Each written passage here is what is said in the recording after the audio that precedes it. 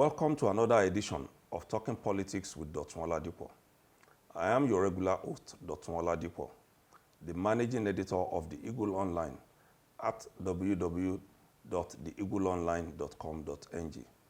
As usual with our opener, do not forget that we have a working relationship with another YouTube channel. Today, on this edition, we'll be speaking with Mallam Olawale Rasheed, the spokesman of the campaign organization of the Senator Ademola Adeleke Campaign organization. Mallam Rasheed, you are welcome to the program. Thank you for having me. Thanks so much.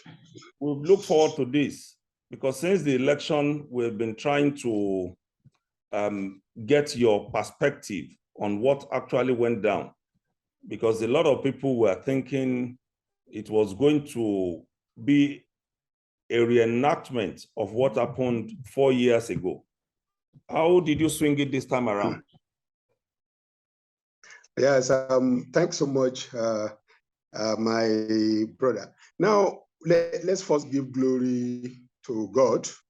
It is the Lord's doing, like our Christian brothers and sisters will say.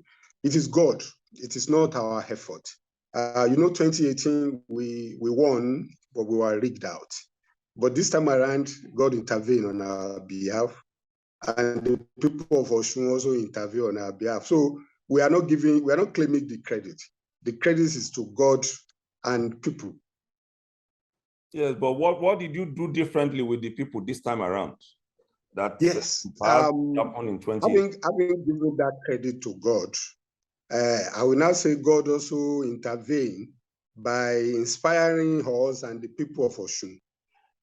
We adopted a campaign model that people need to go and copy. In fact, political scientists need to come to there and study the model we use. This time around, we actually we adopt bottom-up approach in the campaign. We ensure that we go to the wards and units. Our main focus was the polling unit. Then from polling unit, we move to the ward, then the local government level. We de-emphasize the state campaign as much as possible. That now actually take the message down to the grassroots. The second thing we do is we form a lot of alliances with stakeholders in Osun, market women, artisans, students, labor union, and the 5-point agenda is also a magnet.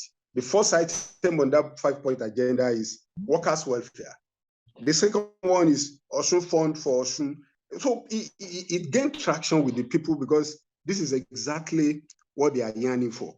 So I will say again, we were also underrated.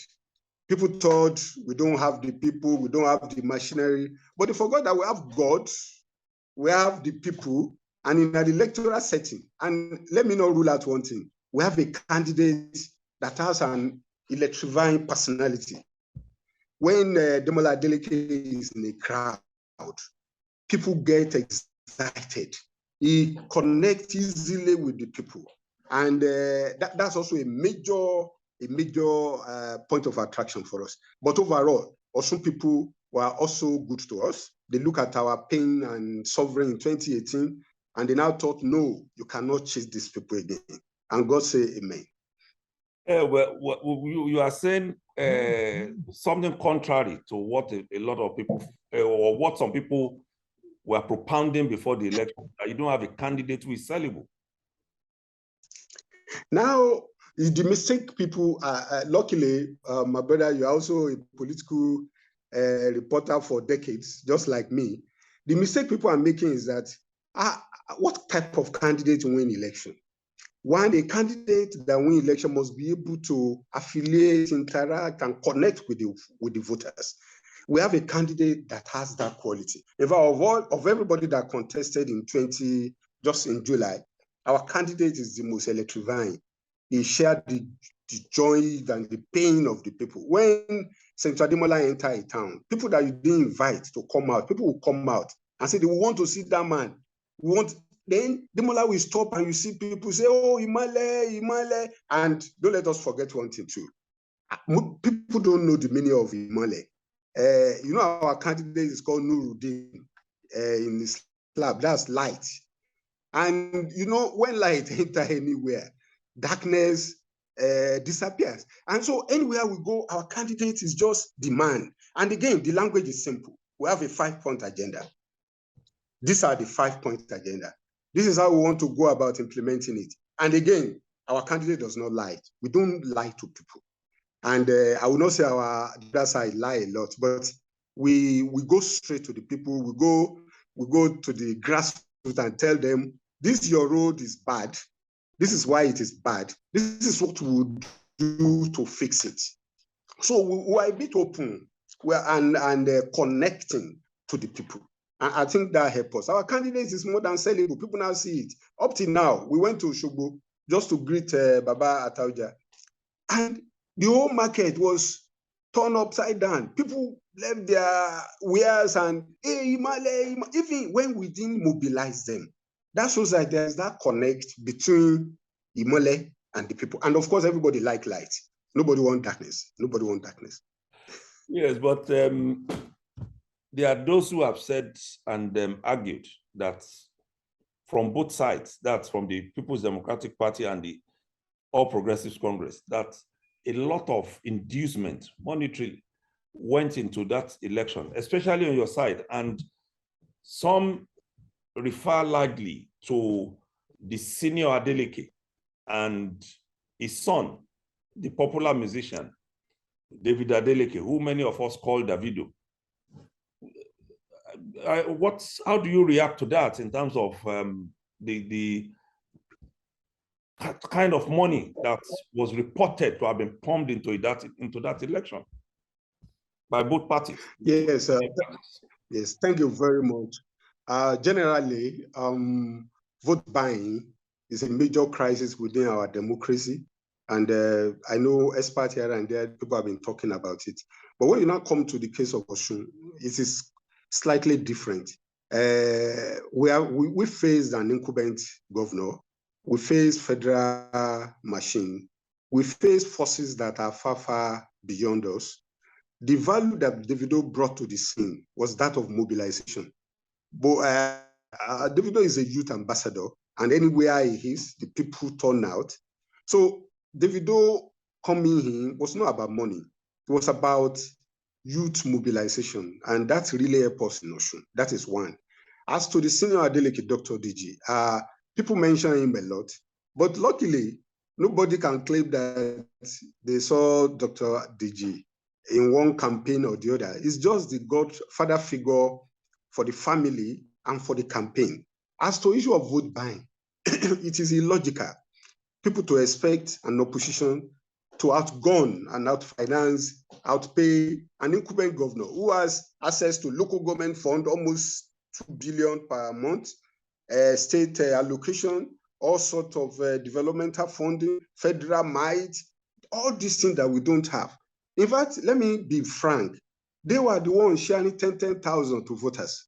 We could hardly afford 500 naira for coke and bread for our party agents. Because we cannot face them. They have the pulse of the government, not just at state level, at local level, and at the federal level. How can an individual outgun that type of structure? So I would first say, on our part, it is largely God, then the people of Osun. Then we reap the benefit of 2018, that our mandate was stolen in 2018. The whole world was aware of it. And again, the federal forces that came, they also see that the people were solidly behind us. And you remember that immediately after we won, there are many viral videos that went around of how APC was sharing 10,000. And PDP people, why they were even, when you give them 10,000, people even buy bread and cook for our party agent from that 10,000. We don't have that money to share, but we have money for one thing. We have money for paying relevant bills in terms of logistics, moving voters. In fact, what we did was to adopt the Western style of election financing. What do you spend money on? Adverts, billboard, even most of our billboard were also put down by the APC. Then logistics for people to move around. We don't buy vote. We don't have the money. They are the one that did it. And there was a particular video that some youth, after collecting their 10,000, They were mocking the APC. So vote buying is not a factor on our side. They calculated that. Let me give you an instance. In my polling unit, a top government official came. He's a friend. And he said, Rasheed, àti lulẹ̀ abitiyin tó bá sowó ni a máa ná. And I know at that polling unit, people that were there were only supporting us because one woman came and said, 2018, you people are cheated. This time around, we must vote for you. Whether they buy the vote or not, the vote is going for you. So that, my friend, I told him, I said, have you forgotten people's power? When people say A, nothing can stop them. And as I said, in our polling booth, we beat them, hands down, despite the heavy money, because they pump money to some units specifically. And that's why in this election, you see some units that we have never won, like Oshogbo, like Iwo, where we run almost neck to neck. It has never happened in many of those areas. It's because despite the heavy money they spend, people still say no. It is Demola, it is Emole. Yes, but talking about the federal might, it appeared that maybe you succeeded in pulling some strings there, because unlike what many would have expected, that maybe the security agencies will support or aid the APC in that election, what we saw rather was the arrest of some miscreants and then some level of calm, security agents ensuring that there was no violence. How do you then say that there was federal might for the APC? Let me quickly correct one thing. We didn't pull any string because we don't even have the capacity to pull any string. We are not the ruling party. Remember our old boss, Senator Yola Omisore, is the national secretary of APC. They control federal might, and Senator Bola Tinubu, you know, they are the one in charge of all those structures. We are like fatherless, motherless baby. We went to that election armed with one thing, or let me say two things. One, with God, praying to God, that God touch the heart of everybody so that they will allow normal things to be done for the sake of this democracy, for the sustenance of this democracy. And I will first commend the security agencies across board. They actually comply with the Constitution. I would not say we pull any string. They actually comply with what the Constitution requires of them. That is impartial policing of the electoral process. And I will also commend INEC. INEC also did well. Maybe INEC also realized that the abracadabra of 2018, you can't just repeat it. If you repeat it, it will lead to something else. So I will say federal might was still on their side. The man that was arrested, Asiri Eniba, and some miscreants, you know, before the election, the ruling party was boasting that both in terms of human force and all those, they will overrun and overcome us. But, you know, they went to the extent of displaying this control of the Togre caucus in Osun. And that was why the arrest of Asiri Eniba and some of them, because it was brazen and it was open, carrying guns around on the eve of the election. In our own case, we don't even have those talks to carry around. But we are armed with prayer. And my brother, this last election convinced me about one thing, the power of prayer. He with God is more than a majority. And I just discovered there is a divine intervention in Osun. You just see all the forces, all the agencies, everybody suddenly remember the Constitution, the need for election to be about the will of the people, what the people want, who they want to govern them. So I will say we didn't pull any string. We don't know what happened to that federal might, but they have it too. They are still claiming they will use federal might to at the tribunal now. They're already saying that. But we are still sticking to God. We need that and say, God, this is your doing. This is Lord's doing. Am I right, sir? Is that how they put it? Yeah, but what will you say happened between 2018 and now that the APC did not do well? That's you people. Oh, yes. Because there must have been a disconnect somewhere. Yes, as a political reporter myself, I noticed some factors. On our part, we stayed close to the people from 2018 till date. In fact, the Adeleke family happened to be the only organ that regularly distributes relief material, food, rice, down to the grassroots, especially during the COVID crisis. You know, that was the time this allegation of hoarding COVID relief was flying all over Osun. But that was the time before then, during that time, and subsequently after, the Adeleke family stayed with the people. We were busy from 2018 to now building a grassroots structure that nobody can actually smash because it's actually ingrained with the people at the polling unit. Now, there was a woman that got rice and beans some years ago. The woman came to the polling and said, I will vote for this Adeleke because when hunger was about killing them, this family came to their rescue. So I will say there is a disconnect. The government was far, far from the people. That is one. Second factor is that the government appeared to lie a lot. Osun has almost 80 or 90% literacy rate. It's a highly educated state. So when you rely on false data from some supposed federal agency, international agency, and you say poverty is non-existent in Osun, you say security, Osun is the best. And people will not tell you that. How can you say poverty is non-existing? When I've not eaten, when my neighbor has not eaten, you say crime is non-existing, no bank is operating in Osun. So people now say, oh, these people are liars. These people are lying. That is the second factor. The third factor is that when you steal, when you rob, if a gang of armed robbers carry out operations, you know the normal thing is to share it well. If you don't share it well, the members of the gang will. You know, there was a electoral robbery operation in 2018. And when the loot was to be shared, some people were greedy. And so within the caucus of the electoral robbers of 2018, there happened to be crisis of sharing the loot. And that crisis was sustained up till the election. I don't want to mention names, but I noticed that led to their internal crisis and the party was apart. But they're not the only one that has internal crisis. We also have our own. But what helps us is that we are with the people. We have a very formidable grassroots structure. Within our structure, we have the Adelekes. We have an unsung hero that people don't know. We call him Alhaji Kazeem Akleh.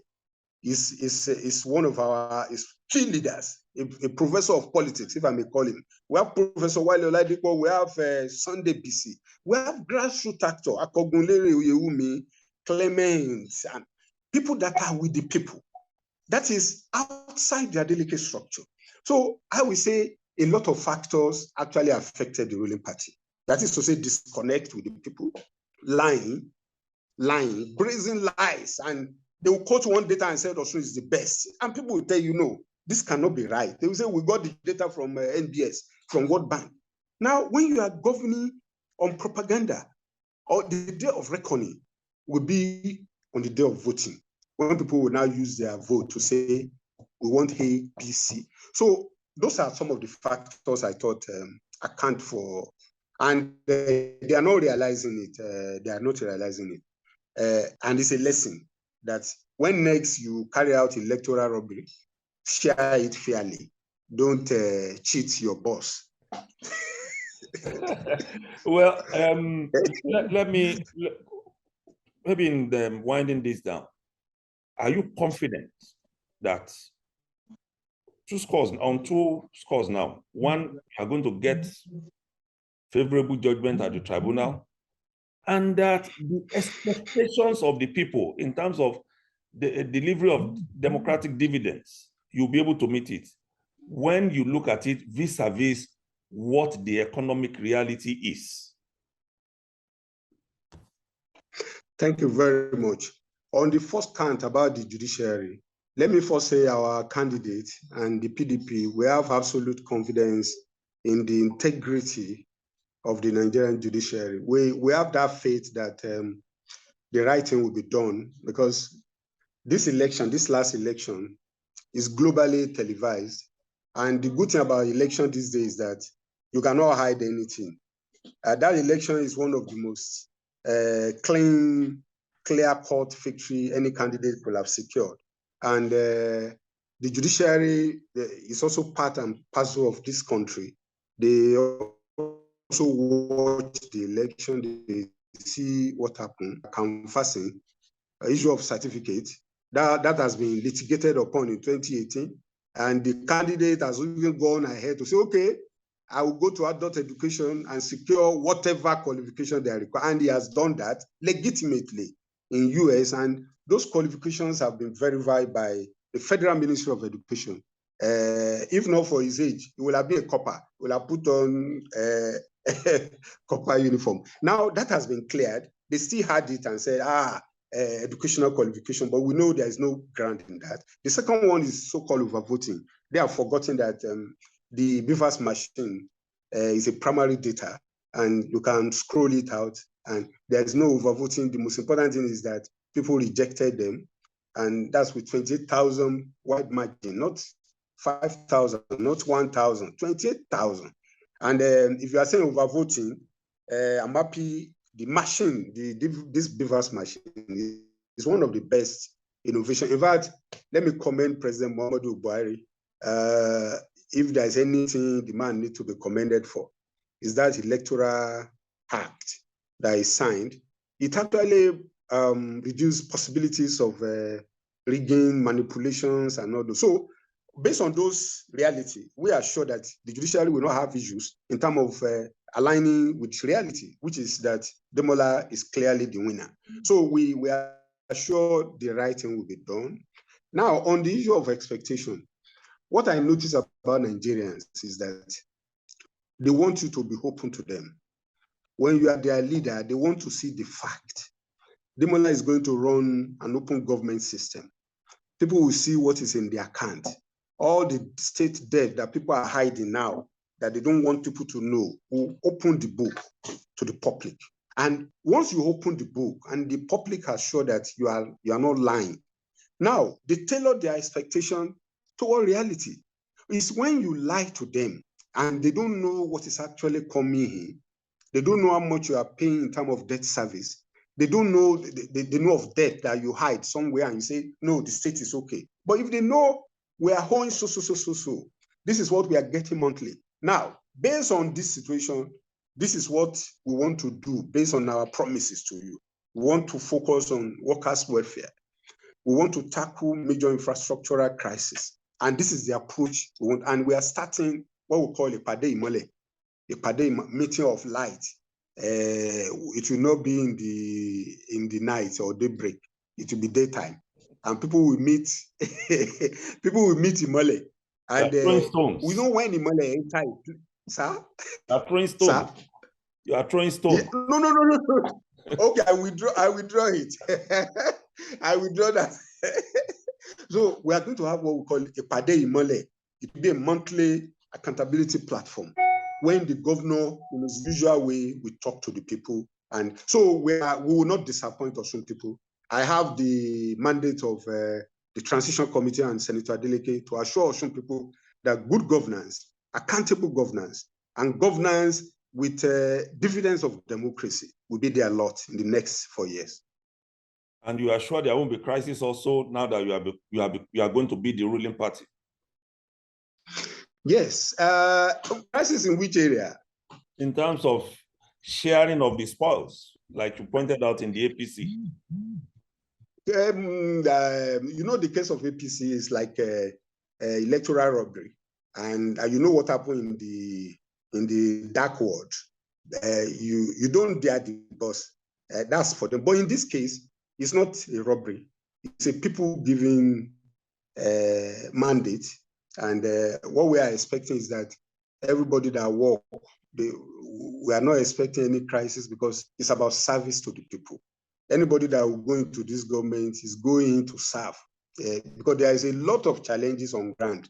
And the Adeleke candidature, the governor-elect, and the family, the transition committee, I'm a member of the transition committee, and we've been having day and night meetings to make sure we operationalize the agenda, the 5-point agenda, which of course, very detailed before, but we now want to tailor it to 100 days delivery, 1 year delivery, 2-year delivery, so we are not expecting any crisis. The little thing that you see about Dotun Babayemi and all of them, in politics now, everybody wants relevance. You can't shut people down from seeking relevance. But the people have decided, and they say our governor is Imole. I know you remember the person I'm referring to as Imole. That's Senator Ademola Adeleke, the man who just triumphed over darkness in Osun. Well, thank you, Mallam Olawale Rasheed. It's been nice speaking with you on this issue after all this, you're being busy around getting things sorted out. We appreciate your comment and look forward to speaking with you soon again, especially when things when the action begins. Thank you so much for being a guest on the show. Dear viewers, I appreciate it. Thank you so much. We thank you for joining us again on this edition. And don't forget, you have the opportunity of contributing to this program. You can share your views via a 2-minute video or an email of not more than 500 words. Both can be sent to info@theeagleonline.com.ng. info@theeagleonline.com.ng. And don't forget, as you like, share, and subscribe to the YouTube channel, Talking Politics with Dotun Oladipo. Do the same with News Pop NG. Until we come your way again, I remain Dotun Oladipo, your host.